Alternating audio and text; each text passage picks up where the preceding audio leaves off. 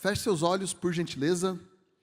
Nosso eterno Deus, Pai querido, nós agradecemos pela Tua bondade, pela Tua presença entre nós, que seja um momento especial de crescimento, de possibilidades em relação ao nosso futuro. Pedimos a Tua direção, por Jesus. Amém.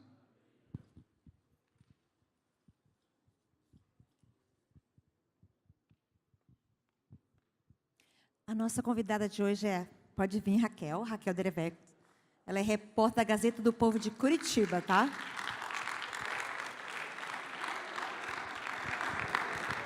Bom dia! Não, pessoal animado, gostei.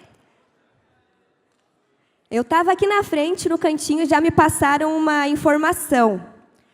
Que eu tenho que chamar os primeiros anos de primeirinho, é verdade isso? Cadê os primeiros anos? Deixa eu ver. Ah, tem bastante gente. Mas espera um pouquinho que já já vocês estão no segundão, tá certo? Quem que é o segundão aí? Ah, bastante gente. E o terceiraço, cadê? Ah, muito bom.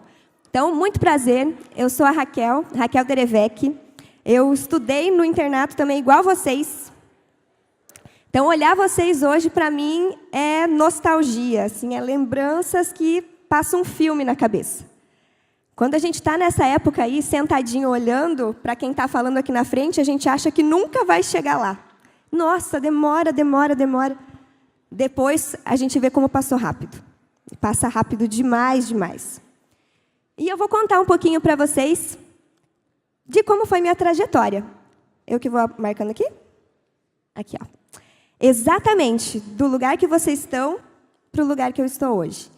Eu era uma aluna também do internato, só que não do IAESC, porque não tinha IAESC ainda na minha época, tá? Senão eu teria estudado no IAESC. Eu moro em Curitiba, na época eu morava em Araucária, e ia até o IAP. São 7 horas até lá. Então, 7 horas para poder estudar no internato. E era algo que eu queria muito. E o internato me ajudou a chegar onde eu estou hoje, que é o jornal Gazeta do Povo. Alguém aqui conhece a Gazeta do Povo? Ah, conhecem, que legal. Alguém lê a Gazeta do Povo? Ah, até que tem alguns leitores, muito legal. Então, procurem lá depois, Raquel Derevec. Matérias, Raquel Derevec são minhas matérias. Eu escrevo lá na Gazeta, depois vou contar um pouquinho que tipo de matéria que eu escrevo, como que funciona, mas trabalho lá. E o fato de eu trabalhar hoje em um dos maiores jornais do Brasil é uma realização de um sonho. Então, eu vim contar um pouquinho para vocês, porque a gente acha, às vezes, eu tenho o sonho de trabalhar em tal empresa, eu tenho o sonho de trabalhar em tal país, eu tenho o sonho de ser engenheiro, de ser o que for. E aí você acha que esse sonho está muito longe, mas ele é possível. E eu queria ser jornalista desde criança, desde pequenininha. Quando eu tinha 10 anos de idade, eu cheguei a ser repórter mirim do jornal de infantil, do jornal Gazetinha, que era o suplemento infantil da Gazeta do Povo. Então, eu pegava aquele jornalzinho, abria assim, e pensava, nossa, deve ser o máximo ser jornalista. E, desde criança, eu fui me preparando para isso. Então, quando eu cheguei no IAP, eu já estava pronta para aproveitar tudo que tivesse ali para me preparar para a faculdade e um dia fazer jornalismo. Essa era a minha turma. Essa era a minha turma do primeirinho. Ali estou eu, ó. Conhecem alguns colegas aí? E nessa época do IAP, esse povo aí fazia bagunça, igual vocês. A gente tinha muita coisa lá, inclusive eu estava lembrando de alguns detalhes que a gente fazia. A gente fazia diversas atividades, mas o que a gente gostava bastante, as programações durante o ano, o contato que a gente tinha com os professores, a gente dava bom dia, boa tarde, boa noite para o professor, e no fim de semana ainda fazia confra na casa do professor. Tem confra ainda hoje aqui? Ótimo. Então, os professores não enjoavam da gente. A gente acha, né, que eles não enjoavam, porque a gente via eles o tempo inteiro e fim de semana estava na casa deles. E as amizades que a gente faz no internato, e vocês sabem muito bem, são muito fortes, muito intensas. Tanto que até hoje eu encontro amigas do NASP e do IAP. Essas amigas eram do IAP. Ela veio, a amiga do cantinho, ela veio lá de Rondônia para Curitiba, e a gente se encontrou, chamou as amigas que moravam perto e fez reencontro. Ela trouxe a filhinha dela, trouxe a mãe dela. Então, as amizades que você está fazendo hoje, que estão aí do seu lado, elas vão continuar para a vida inteira. E aonde você for, você vai encontrar amigos do internato. Isso é muito legal. É uma coisa que realmente segue junto com você, o que está aqui no colégio, né, nesse momento. E tinha uma coisa que a gente gostava muito, muito mesmo tendo refeitório, mesmo tendo café, almoço, janta, mas que a gente vivia comendo no dormitório. Será que ainda tem hoje aqui? Quem acha o que é? Ali, ó. O miojo, o miojo. A gente amava miojo. Mesmo comendo, e comia bastante, né? Não tinha carne, que eu acho que ainda não tem, mas o pessoal comia bem, lá cozinhavam muito bem no IAP. Então, aqui eu acredito que as cozinheiras capricham. Mas o miojo não faltava. Então, a gente comia bastante miojo no dormitório, tanto o dormitório feminino quanto o masculino. No masculino, ele chegava a fazer um balde de miojo. Tem o baldão ainda hoje? Ah, então, coisas de tradição, viu? Continua. E a gente amava. Miojo era a comida do internato. São coisas que a gente vai lembrando.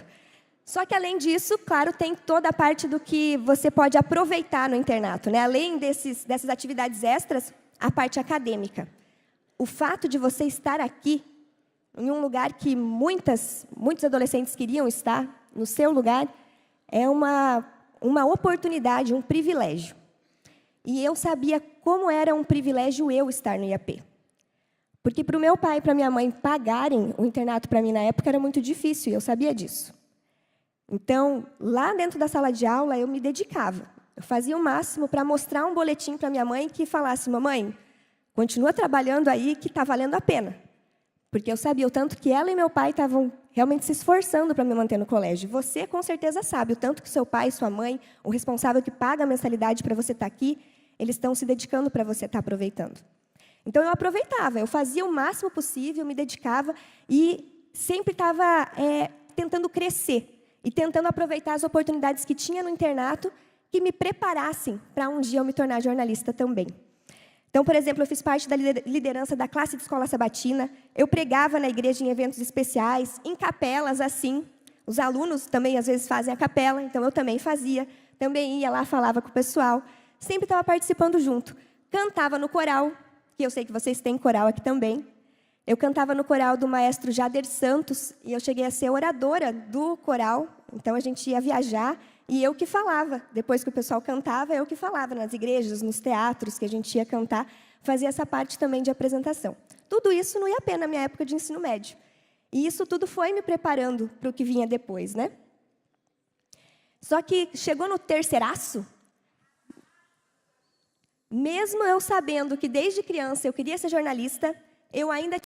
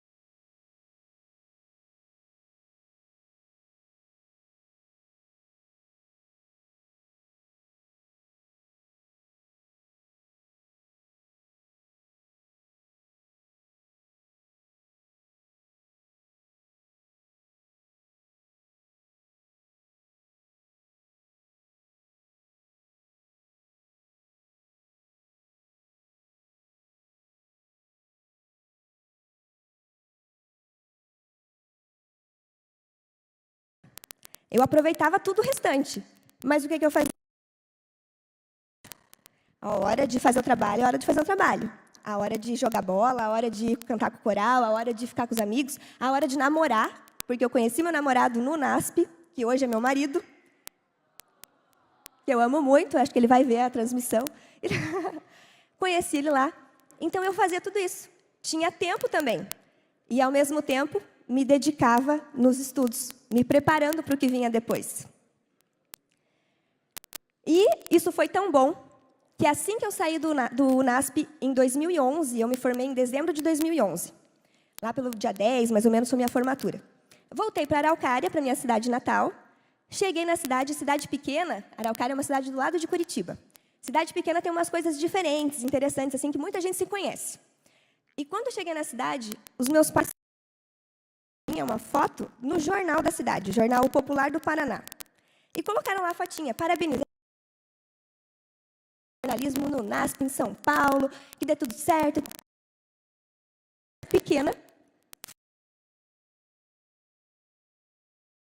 Conseguiu o meu telefone e me ligou para eu fazer uma entrevista para trabalhar no jornal da cidade. Aí eu recebi a ligação do dono do jornal.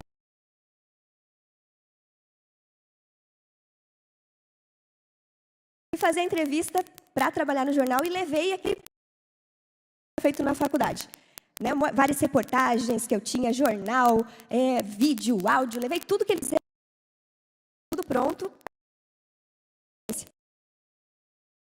Muito, mesmo que eu já saísse com um currículo muito bom do colégio. Então, eu tinha mais coisa no meu currículo do que amigos que estavam fora, porque elas, às vezes, um jornal, eu já tinha vários, já tinha a BJ, já tinha canal da imprensa, já tinha Rádio NASP, já tinha CBN, tudo no meu currículo. E foi fazer a entrevista ali. Entrei como jornalista do Paraná. Era um jornal. Estava bem longe de ser a Gazeta do Povo que eu queria. Mas era uma oportunidade. E foi a primeira oportunidade que eu tive e que eu sou muito grata à equipe do Jornal Popular. Lá eu trabalhei 4 anos. E eu aprendi demais. Foi praticamente uma segunda faculdade que eu aprendi naquele jornal. Porque numa equipe pequena, você tem que fazer o trabalho de 4, 5, 6. Então, era realmente um teste para você ir melhorando, ir trabalhando com problemas, tendo resiliência para você aprender a lidar com as situações. E ali eu aprendi muita coisa. Inclusive, a lidar com uma sogra revoltada. Nas minhas primeiras semanas como jornalista ali do Jornal Popular, e eu trabalhava na área de polícia. E tinha que escrever várias coisas sobre o que a polícia fazia no fim de semana, sobre o que acontecia de ocorrência policial durante a semana, que era uma oportunidade de trabalho e era no jornalismo policial. E uma das coisas que eu escrevia eram as notas policiais. E essas notas policiais eram um cantinho que saía na barrinha, na parte de trás do jornal, que a gente usava um pouco de humor, citando assim algumas situações que ocorriam na cidade e que chamavam a atenção, que era inusitado. Então, eu pegava os BOs da Polícia Civil, da Polícia Militar, principalmente, ficava olhando, vendo o que tinha acontecido nos últimos dias de interessante, e escrevia, sem citar o nome, sem citar o bairro, só citando o que tinha acontecido na cidade.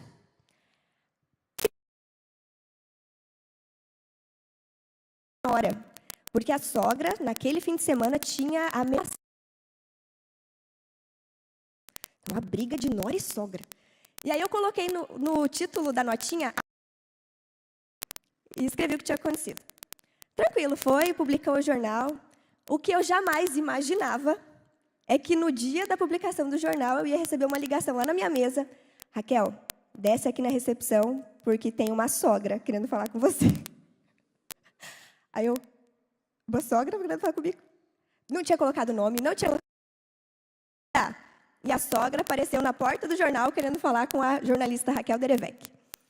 Aí eu respirei, e eu era recém-formada, novinha. O que eu vou fazer? Eu acho que presente ela não quer me dar. Vou ter que respirar e ir bem tranquila lá conversar com ela. Peguei meu bloquinho, peguei meu celular, peguei... Oi, senhora, tudo bem? Então, a gente que às vezes se preocupa demais, né? Mas já fica pronto para o que vai acontecer. O que ela queria era simplesmente contar a versão dela. Ela queria que eu ouvisse ela. Então, o jornalista tem que ouvir. Sentei, conversei com a Nora tinha inventado tudo aquilo. Era o contrário, a Nora que tinha ameaçado ela. Peguei a versão e na próxima edição do jornal saiu a notinha Amor de Sogra 2. Com a versão agora da sogra. E situações diferentes que aconteciam no jornal popular, num jornal pequeno, e que eu não teria. Foram me ensinando, E foi nesse jornal também que eu tive a primeira experiência de demissão. E isso é uma coisa que pode acontecer com qualquer um, infelizmente, que é muito triste, quando você não está esperando, e a situação por causa da crise financeira de 2015 e 2016. O jornal ele começou a passar por bastante dificuldade nesses 2 anos que o Brasil de novo e mandava mensagem e nada. Passou 1 mês, 2 meses, 3 meses e eu estava parada. E aí, não dá, vou ter que arrumar outra coisa. Formada em jornalismo, já tinha trabalhado 4 anos no jornal, mas eu acabei indo trabalhar numa loja de produtos naturais, da Igreja Adventista, inclusive. Fui trabalhar nessa loja e ficava lá, cuidando do e-commerce, fazia as vendas de produtos pelo e-commerce da loja que estava começando. Fazia também a parte de arrumar, igual a toquinha que usa na cozinha. Tem gente aqui que trabalha na cozinha? Não é mais da época de vocês. Da minha época, metade ia falar que trabalha na cozinha. E era bastante gente. E eu pegava essa toquinha e ia lá na cozinha da associação onde ficava a loja e ficava embalando castanhas, amendoins, vários produtinhos que tinha lá, porque não dava para vender no saco de 10 quilos. A gente precisava fazer um pacotinho pequeno. E eu, uma jornalista, estava trabalhando ali, embalando castanha. E estava triste? Não. Eu tinha certeza que, na hora certa, ia aparecer alguma coisa na minha área. E eu estava feliz porque eu não estava parada. Tinha um emprego, tinha uma atividade para eu fazer. Que é muito ruim, você está acostumada a fazer uma atividade, sempre está ali na ativa mesmo e para. Não tem trabalho, você se sente assim meio inútil. Então, aproveitei meu trabalho ali. E ia esperando, uma hora vai acontecer, uma hora vai dar certo.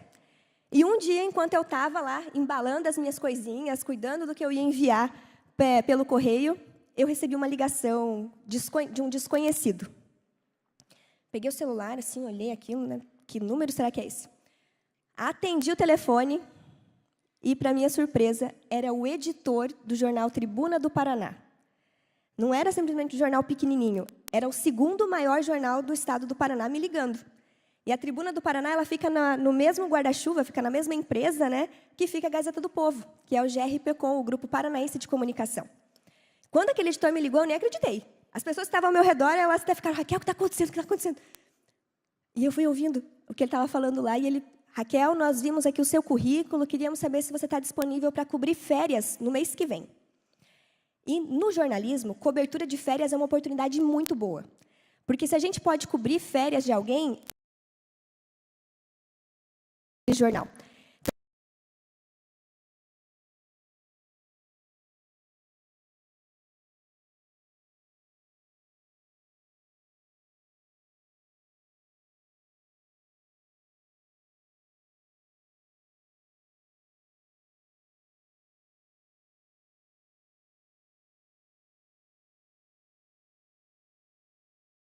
Tinha me dado ultimato. Ou você faz a cirurgia agora, ou vai ficar difícil.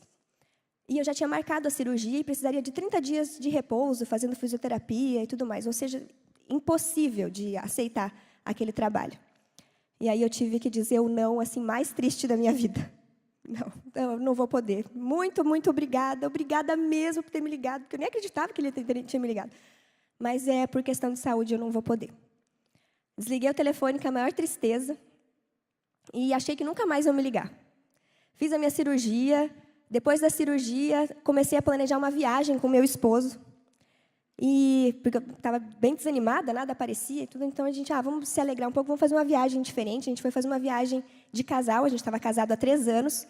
E passar um tempo nós dois. Era uma viagem bem especial que nós faríamos. E, alguns dias antes da viagem, quem me liga de novo? O editor da Tribuna do Paraná. Eu tinha certeza que ele nunca ia ligar, mas o raio caiu 2 vezes no mesmo lugar. Ele ligou de novo para mim. Raquel, a gente vai precisar de novo de alguém para cobrir férias. Você está disponível? Pode vir? Vai ser no mês de outubro, em tal dia, tal dia. Era bem o dia da minha viagem. Nossa, quando ele falou aquilo, aí eu não acreditei. Vou ter que falar 2 vezes não para a oportunidade que eu mais estou esperando há meses. É a oportunidade que eu quero, é a oportunidade um jornal do ladinho da Gazeta do Povo. Era a minha oportunidade para tentar algum dia chegar na Gazeta do Povo. E aqui eu aprendi algo muito importante. Que o trabalho, ele não é o mais importante para a gente. Sua saúde e a sua família são o mais importantes. Por mais que seja necessário se empenhar para conseguir o melhor na carreira, nada fará sentido se você não tiver mais com quem compartilhar o que você está buscando. Então, eu estava ali, me organizando para poder fazer uma viagem com meu marido. E mesmo que eu tivesse que dizer não para a oportunidade de trabalho, eu falei, nesse momento agora, meu foco é minha família, eu tenho já um compromisso de família e eu vou continuar. E isso é algo muito importante, que eu aprendi e que eu desejo que cada um de vocês aprenda também e leve para a vida de vocês. Agora, enquanto vocês estão se preparando para alcançar o que vocês desejam, depois no processo, quando vocês estiverem perto e quando alcançarem, lembrem que o trabalho, por mais que vocês se empenhem por ele, não é o mais importante. Valorize os pais de vocês, desde hoje, liguem para eles, falem que vocês os amam, valorize os irmãos de vocês. Se não estão aqui, liga, manda mensagem, porque as pessoas devem ser valorizadas enquanto elas estão aqui. E o fato da pessoa se dedicar demais no trabalho e esquecer quem está ao redor é um problema muito grande e depois deixa um vazio muito grande na gente. Infelizmente, a maior verdade da vida é, se em algum momento alguém te ligar falando que alguém faleceu, uma pessoa muito especial da tua família faleceu, você vai deixar o que for, isso em qualquer fase da vida. Você vai deixar o que você estiver fazendo e você vai lá no sepultamento, vai lá no velório e vai dar o último adeus para essa pessoa.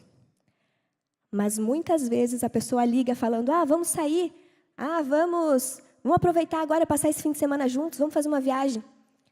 Não posso, não tenho tempo, tenho outro compromisso. E simplesmente vai deixando cada vez mais para frente até que não dá mais oportunidade. Então valorizem a família de vocês. Valorize as pessoas que amam vocês, enquanto elas podem agradecer vocês. Depois não adianta mais.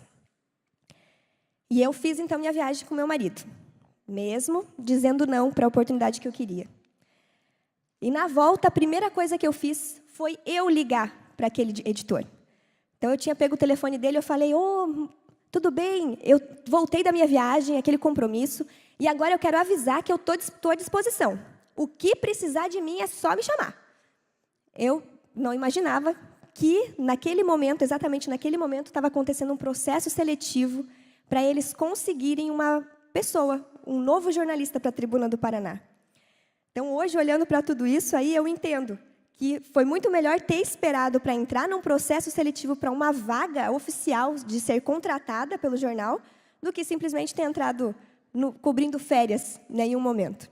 Perguntei se eu podia entrar no processo seletivo, eles deixaram eu entrar no processo seletivo que já estava acontecendo. Então, quem tinha mandado já as inscrições por e-mail, não podia mais, já tinha fechado. Mas eles deixaram eu mandar depois. Eles me mandaram ali as informações por e-mail e falaram que a condição para eu participar era fazer um vídeo.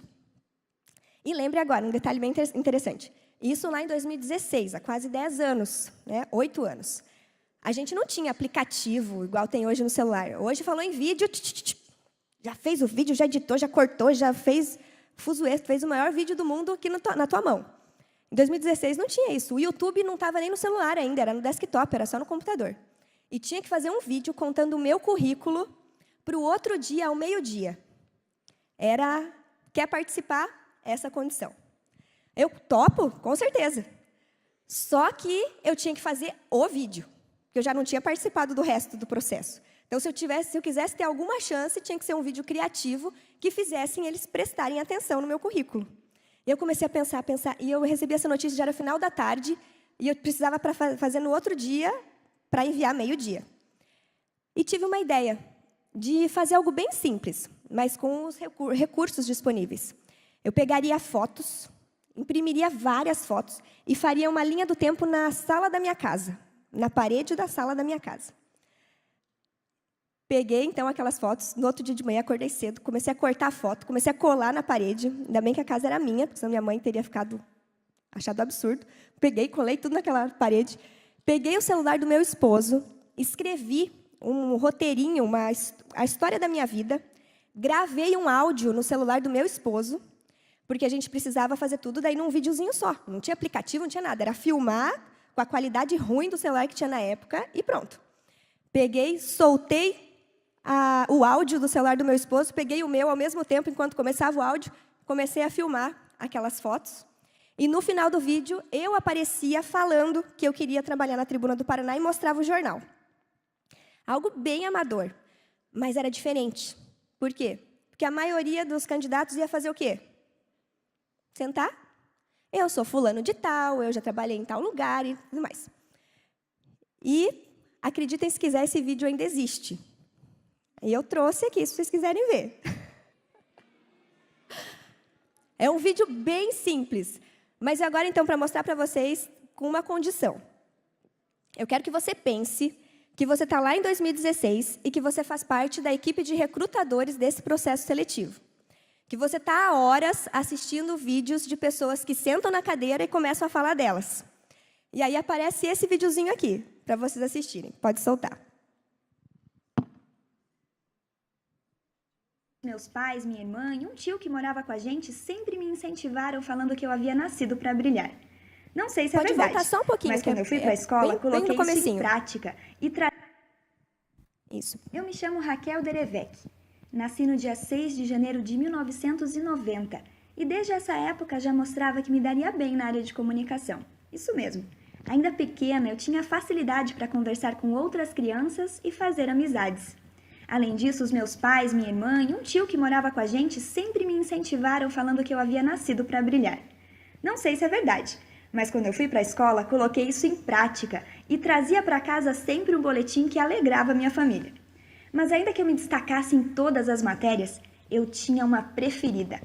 Quando a professora falava em língua portuguesa, ou para ser mais exata em redação, eu me animava porque não tinha dificuldade para ter coesão, coerência e mostrar criatividade nos meus textos.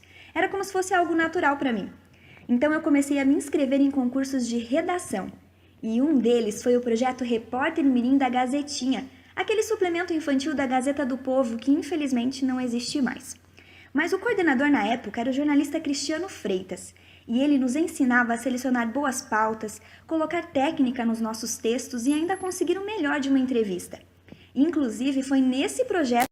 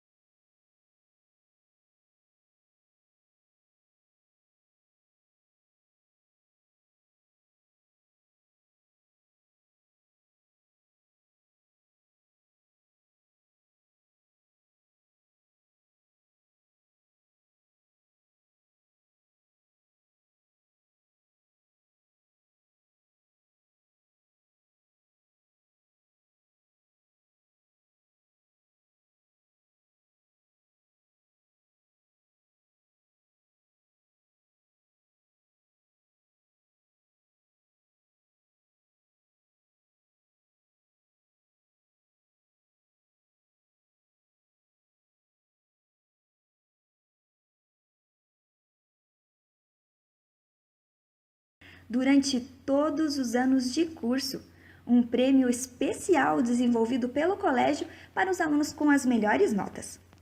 No entanto, minha vida como jornalista só estava começando. Por isso, voltei para Araucária, minha terra natal, e em menos de um mês eu já estava empregada no principal veículo de comunicação da cidade, o Jornal Popular do Paraná. Lá, a equipe de redação era bem pequena, mas as oportunidades de aprendizado eram muito grandes. Comecei então na editoria policial. Passei pela de esportes, pela geral, comércio, preparei matérias para o site do jornal e até escrevi para a revista de celebridades locais. Em 2015, também fiquei em primeiro lugar na categoria reportagem temática de comunidade no Prêmio Adjora Paraná. E tenho certeza que esse prêmio foi a coroação dessa segunda faculdade que eu acabei cursando no mercado de trabalho. Então, só tenho que agradecer à empresa pelos 4 anos que eu passei ali. Só que eu e meu marido Johnny tivemos que nos mudar para Curitiba. Então, neste momento, eu estou administrando minha empresa Ploc Lembranças, uma loja online que eu fundei há 2 anos. E também estou procurando uma nova oportunidade para trabalhar na minha área e fazer o que eu mais gosto, que é ser jornalista. Eu sou a Raquel Derevec e eu quero ser repórter da Tribuna do Paraná porque eu conheço esse jornal. Eu sei como a Tribuna é importante para o nosso estado e é importante para a nossa cidade, principalmente para escrever a história do povo curitibano. Eu sou jornalista, já tenho experiência na área, falo inglês, conheço também a respeito de internet, de redes sociais por causa da empresa que eu fundei e eu sei que posso dar o meu melhor e agregar a equipe da Tribuna. Espero muito que eu seja aprovada nessa seleção e eu quero colocar a Tribuna no Paraná aqui, na minha carreira, no meu currículo. E eu tenho certeza que será muito bom e fará diferença para mim e também aí para vocês. Muito obrigada.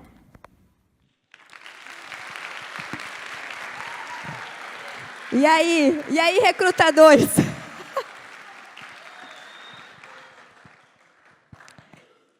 Quem aqui contrataria? Ai, muito obrigada. Não vou perguntar quem não contrataria. Ainda bem que não eram vocês lá naquela equipe, os que não levantaram a mão. Eles gostaram. E eu fiquei muito, muito feliz por eles terem gostado. E tanto que eles gostaram, que eles me chamaram, então, para a fase final. A fase de entrevistas daquele processo seletivo. Eu passei em uma das fases, fui para a final mesmo com outros 2 selecionados e fui a escolhida para entrar na Tribuna do Paraná. E hoje, vendo tudo isso que aconteceu, eu sou muito grata a Deus. Porque eu sempre orei muito, sempre coloquei minha vida nas mãos dele para ele me dirigir, para ele me guiar. E quando aconteceram aquelas 2 situações lá atrás, que eu tive que dizer não para as oportunidades que, na minha visão, eram as melhores oportunidades do mundo, eu fiquei muito triste e eu perguntava a Deus por quê? Por que eles estão me ligando justamente agora que eu tenho que fazer uma cirurgia? Por que eles estão me ligando justamente agora que eu marquei a viagem com meu marido, a viagem com a minha família? Eu preciso, não posso dizer sim. E eu não entendia. Depois de ver o que aconteceu com o processo seletivo e a forma como Deus conduziu as coisas para que eu entrasse como contratada da Tribuna do Paraná, eu sei que o tempo de Deus é muito melhor que o nosso. As coisas que Deus tem preparada para nós são muito maiores do que a gente pode imaginar. E eu trabalhei na Tribuna do Paraná, a Auri vai me avisando do tempo aí, tá? Trabalhei na Tribuna do Paraná, de novo, em jornalismo policial. Eu sempre fugia de jornalismo policial na faculdade, mas eram as oportunidades que tinha. E você tem que abraçar forte as oportunidades que aparecem. Então, eu saía fazer minhas reportagens no tempo que eu estava lá. Essa primeira ali, eu estou cobrindo um incêndio com fumaça tóxica, lá em Curitiba, então eu tinha que usar essa pequena máscara, esse pequeno adereço.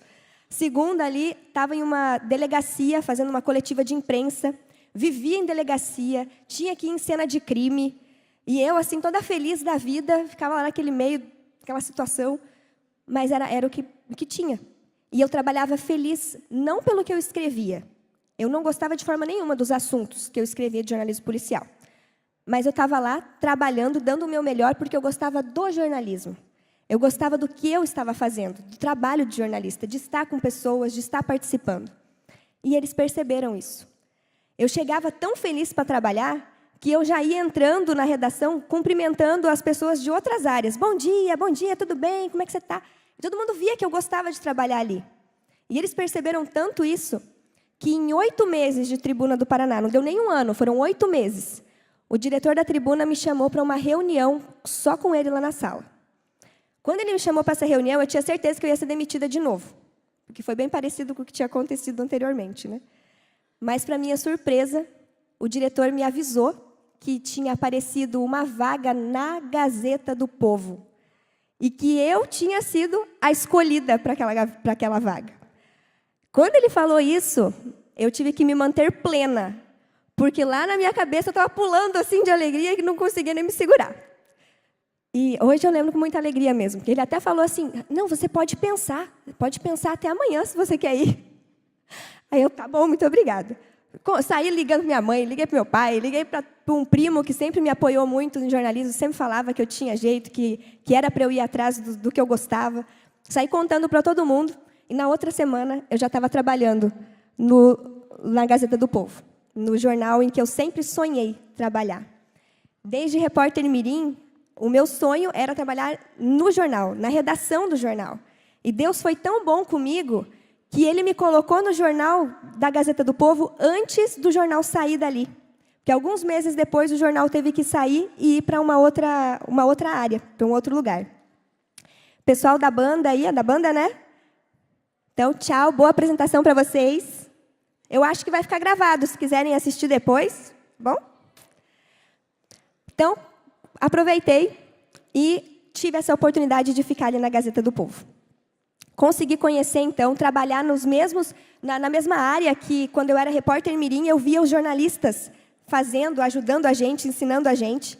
Depois, a gente foi para uma outra redação, também bem grande, e hoje eu trabalho em home office, por causa da pandemia.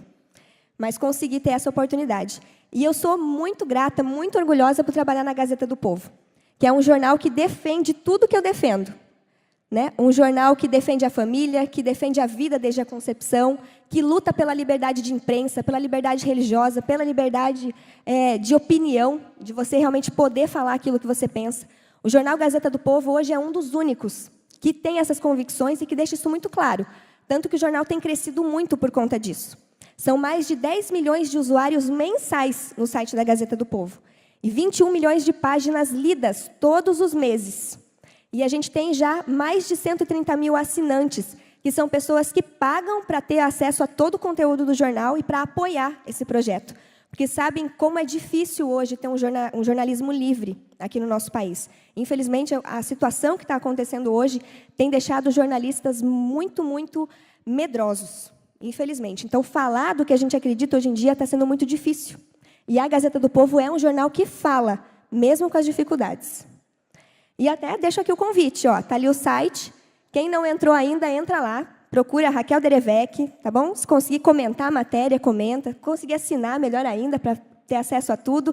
Deixar até lá as carinhas, como é que vocês se sentiram quando leu a matéria. Triste, feliz, indignado. Tem várias formas de interagir. Bem legal. Mas, Raquel, o que você faz lá na Gazeta hoje, então? Agora que você entrou lá na Gazeta do Povo, estou há 7 anos na Gazeta do Povo, indo para o 8º ano já de Gazeta. Entrei trabalhando na editoria Curitiba, então escrevia sobre a cidade. Depois eu passei para a área de saúde, passei para a área de família, que o jornal é um jornal que apoia muito isso. Tem muito essa questão de família, de educação de filhos, de casamento. Então eu escrevia bastante sobre isso. E hoje eu trabalho na editoria Vida e Cidadania, que é uma das editorias mais importantes do jornal. Ela faz parte de toda a parte de república mesmo. Então, trata de política, trata de justiça, e eu escrevo bastante sobre justiça. Então, eu escrevo bastante ali sobre a STF, presos do 8/1, as situações que estão ocorrendo hoje em dia nesse cenário de justiça aqui no nosso Brasil. E as minhas reportagens, elas são muito lidas e compartilhadas. E eu trouxe 2 compartilhamentos aqui que foram recentes, para vocês verem. Um dos compartilhamentos ali, quem está vendo primeiro? O ex-presidente Jair Bolsonaro compartilhou uma reportagem que eu escrevi. Essa reportagem eu escrevi em junho deste ano, a respeito dos presos do 8/1, que já tinham ficado presos por muitos meses no ano passado, mas acabaram sendo levados novamente para a prisão, agora em junho, por suposto receio de fuga. Porque algumas pessoas saíram do país para não serem presas de novo, devido a toda a injustiça que tem acontecido. Essas pessoas aqui acabaram sendo presas mesmo não tendo saído de casa. E eu conto as histórias dessas pessoas nessa reportagem. O primeiro ali é um veterinário que ele estava na casa dele, ele tinha que cuidar da mãe dele idosa, então ele jamais sairia, não tinha nem como sair, porque ele era o único filho para cuidar da mãe idosa. Foi preso. A senhorinha do lado, professora de 71 anos, tinha feito cirurgia recentemente, andava com um andador. Foi presa, de novo. Porque ela poderia fugir, algo que nem existe na nossa legislação. Jamais alguém pode ser preso por uma suposição de que possa fugir nem de quê, né? Mas eles foram presos. E essa reportagem, então, chegou a ser compartilhada pelo Jair Bolsonaro. Outra matéria que eu fiz é do lado ali. Moraes mantém mãe de 2 crianças presa por 14 meses sem denúncia. Conhecem esse deputado federal? Nicolas Ferreira. Grandíssimo, inteligente e corajoso. E um jovem como vocês que começou a ser muito corajoso, novinho. E ele não teve medo de compartilhar essa matéria. Essa matéria é sobre a Débora. Alguém já ouviu falar da história dela? A Débora, ela é uma mulher adventista do 7º dia. E a gente fez essa matéria que foi, inclusive, compartilhada pelo Nicolas Ferreira. A Débora, ela estava no 8 de janeiro, com as pessoas que foram lá se manifestar pacificamente. E ela tem os 2 filhinhos dela, que iam no clube de aventureiros com ela, na escolinha da igreja com ela, participando de tudo, porque ela sempre foi uma mulher de família, cristã, ela trabalhava como cabeleireira. E ela foi lá na manifestação fazer o quê? Se manifestar pacificamente, mostrar o que ela acreditava. Mas ela acabou sendo presa por ter estado lá naquele dia. E na nossa lei brasileira, uma pessoa que é presa preventivamente, que é o caso da pessoa que não é condenada, simplesmente é levada presa, ela pode permanecer presa na cadeia por no máximo 35 dias. Alguém aqui quer fazer direito? Então, prestem atenção nessa informação. No máximo 35 dias, a pessoa pode ficar presa preventivamente. Por quê? Porque a prisão preventiva é você tirar a pessoa da sociedade, porque ela pode fazer mal para a sociedade, ela pode reincidir, pode repetir o mal que ela cometeu. E nesses 35 dias, a justiça precisa mostrar o crime que ela cometeu e por que ela tem que ficar presa. Essa mulher ficou presa aos 35 dias, 60, 90, 1 ano, 1 ano e 4 meses, e ainda não tinha crime nenhum que ela tinha cometido. E ela continua presa, a Débora. Ela já está há mais de 1 ano e meio presa. Os 2 filhinhos dela já passaram 2 aniversários sem a mãe, porque ela continua presa. E por quê? Quando deu quase 1 ano e meio, apresentaram o porquê que ela está presa. Porque ela sujou a estátua da justiça com batom. Foi isso que a Débora fez. Ela tinha um batom na bolsa no dia e ela escreveu na estátua da justiça. O que ela escreveu foi lavado na mesma semana, não ficou nada na estátua. Mas ela está presa 1 ano e meio por conta disso. E pessoas que sujam estátuas, que sujam patrimônio público no nosso país, o que acontece com essas pessoas? Elas costumam ser condenadas ao pagamento de cestas básicas. Essa é a condenação para uma pessoa que suja um patrimônio público. Mas a Débora, olha só o que colocaram nas costas dela para ela pagar a partir de agora. Ela é condenada, ela vai ser condenada, agora está sendo acusada. Associação criminosa armada, tentativa de abolição violenta do Estado Democrático de Direito. Que violência que ela fez? Não tem nada que ela tenha feito. Golpe de Estado. Dizem que teve golpe de Estado, não teve usurpação de nenhum poder, né, para você ter um golpe de Estado. Ninguém foi destituído de poder. Não tinha arma, o que ela estava segurando era um batom. E não tinha exército, não tinha golpe de Estado. O exército, inclusive, foi quem ajudou a prender essas pessoas. Mas ela é acusada de golpe de Estado e de deterioração de patrimônio tombado e dano qualificado por violência e grave ameaça. Eu converso com os maiores juristas do Brasil, converso direto com essas pessoas. E os juristas, que são os especialistas, doutores em direito, eles falam que o que está acontecendo aqui é a maior ilegalidade de todos os tempos. E o pior é que não é só com ela, mas eu trouxe o exemplo dela. Não tem nada que justifique um caminhão de crimes como esse em cima de uma pessoa. E ela está lá, presa. E sabe o que é pior? As pessoas não falam sobre isso. Por isso que vocês não sabiam quem era a Débora. Vocês abrem o jornal e, infelizmente, o jornal não fala. Os jornais. A Gazeta do Povo fala, é uma das únicas que fala. Mas outros jornais, vocês vão abrir, vocês não vão achar histórias como a da Débora. E o Nicolas Ferreira, eu trouxe o exemplo dele porque ele é um jovem de coragem. Porque se a imprensa não fala o que está acontecendo, os jovens precisam falar. Vocês precisam falar. E o Nicolas Ferreira, com 26 anos, enquanto muitos estão calados diante do que está acontecendo, ele, um jovem, teve coragem de compartilhar nas redes sociais para os milhões de seguidores dele. O Nicolas foi o deputado federal mais votado nas últimas eleições. Ele começou muito jovem a lutar pelos valores cristãos. Ele mostra o que está acontecendo. Se ele vê uma injustiça, ele mostra. E ele fala dos valores que ele tem. Ele não tem medo de falar dos valores que ele tem. E eu pergunto para você hoje, quais são os seus valores? Como que você tem mostrado os seus valores? Aqui no IAESC, na sua casa? Como que você vai mostrar esses valores no futuro emprego que você vai ter? Você vai ter coragem de mostrar, de apontar um erro, de apontar uma injustiça, de apontar algo errado que você vê? Você tem coragem hoje de fazer isso, se você vê uma injustiça sendo cometida com um colega? Independente da área que você atuar, eu falo hoje aqui para você o que a Bíblia nos fala, o que Deus nos fala lá na Bíblia. Não temas. Não tenha medo de mostrar o que é certo e de se posicionar diante de uma injustiça. Essa frase, não temas, ela aparece mais de uma centena de vezes na Bíblia. Sabe por quê? Porque o cristão não pode ter medo. Você não pode ter medo de falar do que você acredita, de falar do que é certo, de falar o que é correto e de chamar a injustiça pelo nome dela, que é injustiça. E por isso eu termino aqui com o que está escrito lá no final do Grande Conflito, o best-seller de Ellen White. Ellen White lá, ela diz o seguinte: isso aqui foi escrito em 1888 e nunca foi uma mensagem tão urgente como está sendo hoje. A maior necessidade do mundo é a de homens que não se comprem nem se vendam. Homens que no íntimo da alma sejam verdadeiros e honestos.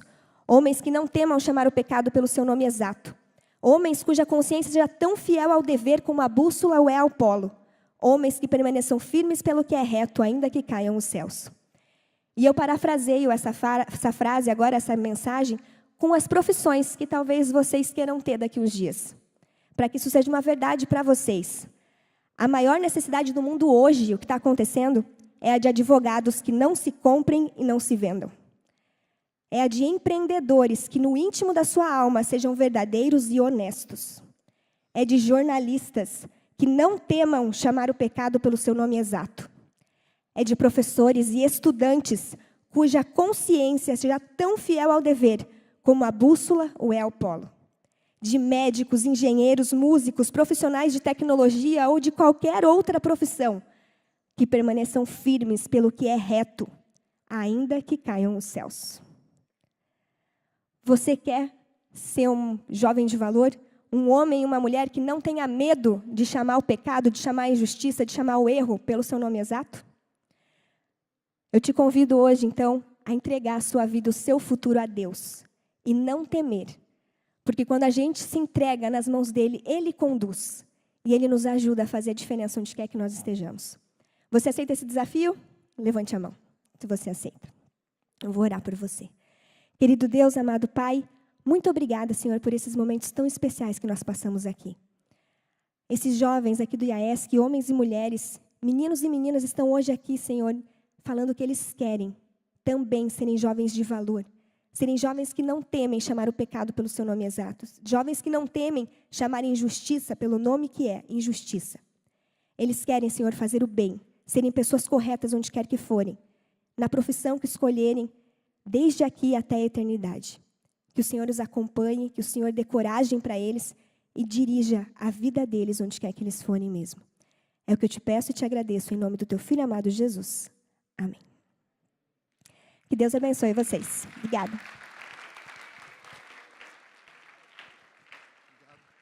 Raquel, muito obrigado. Eu sou assinante da Gazeta. Sim, gosto muito